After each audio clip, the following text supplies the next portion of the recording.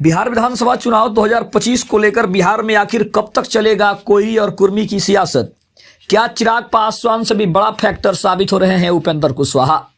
नमस्कार, मैं हूं संजीव और आप देख रहे हैं आप तक न्यूज। अगर आप हमारे चैनल पर नए हैं तो चैनल को जरूर सब्सक्राइब कर ले। बता दें कि बिहार में कोयरी कुर्मी वोट बैंक पर राजनीति गरमाई हुई है। नीतीश कुमार के जदयू का परंपरागत आधार रहा ये समुदाय बीजेपी खींचने की कोशिश में है, तो वहीं चिराग पासवान की उभरती ताकत से बीजेपी ने अपने आप को असमंजस की स्थिति में देखना शुरू कर दिया है। बिहार की राजनीति में एक बार फिर से कोयरी कुर्मी यानी लौकुश वोट बैंक को लेकर मगजमारी शुरू हो गई है। पार्टियों के टिकट बांटने से लेकर चेहरा बनाने के समीकरणों तक कोयरी कुर्मी वोट बैंक केंद्र में है। वहीं नीतीश कुमार की जनता दल यूनाइटेड का परंपरागत आधार रहा इस समुदाय को बीजेपी अंदर खाने अपनी ओर खींचने की कोशिश में लगी हुई है, जिसमें सम्राट चौधरी और उपेंद्र कुशवाहा को आगे किया गया है। लेकिन चिराग पासवान की उभरती सियासती ताकत और उनकी दलित महादलित वोटों पर पकड़ ने बीजेपी को असमंजस में डाल दिया है। तो क्या कोयरी कुर्मी की सियासत नीतीश के बाद भी बिहार पर राज करेगी? क्या उपेंद्र कुशवाहा चिराग पासवान से बड़ा फैक्टर बनते जा रहे हैं? आपको बता दें कि बिहार में कोयरी यानी कुशवाहा और कुर्मी समुदाय की आबादी लगभग 10% है, जिसमें कुर्मी 4% और कोयरी 6% है। यह वोट बैंक 243 विधानसभा सीटों में से 50 से 60 सीटों पर हार जीत तय कर सकता है। खासकर नालंदा, पटना, मुंगेर, समस्तीपुर और खगड़िया जैसे जिलों में ये काफी निर्णायक साबित होते हैं।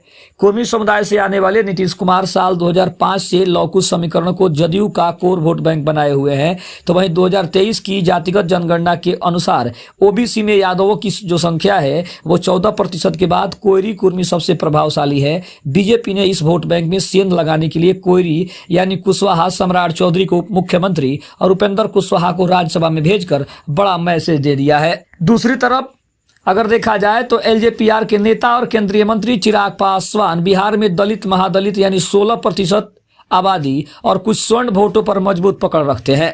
2024 के लोकसभा चुनाव में उनकी पार्टी ने हाजीपुर, जमुई, खगड़िया और वैशाली में जीत हासिल करके एनडीए में एक उभरता चेहरा बनाने की अपनी जो मुहिम है उसमें कामयाबी हासिल की थी। और चिराग ने हाल ही में नीतीश कुमार की तारीफ करते हुए कहा कि नीतीश ने बिहार को जंगल राज से बाहर निकाला और अगले 5 साल उनके नेतृत्व की सख्त जरूरत है।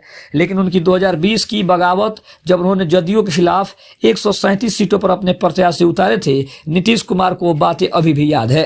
तो कहने का मतलब यह है कि क्या चिराग पासवान सचमुच में नीतीश कुमार, उपेंद्र कुशवाहा और कोयरी जाति पर एक बड़ा अपना दांव खेल रहे हैं? और क्या उपेंद्र कुशवाहा, चिराग पासवान ये दोनों इन जातियों पर प्रभाव डालने में कामयाब हो पाएंगे? क्या चिराग पासवान के ऊपर अब उपेंद्र कुशवाहा की राजनीति हावी हो रही है? खबर कैसी लगी कमेंट में जरूर बताइएगा। तब तक के लिए धन्यवाद। जय हिंद, जय भारत।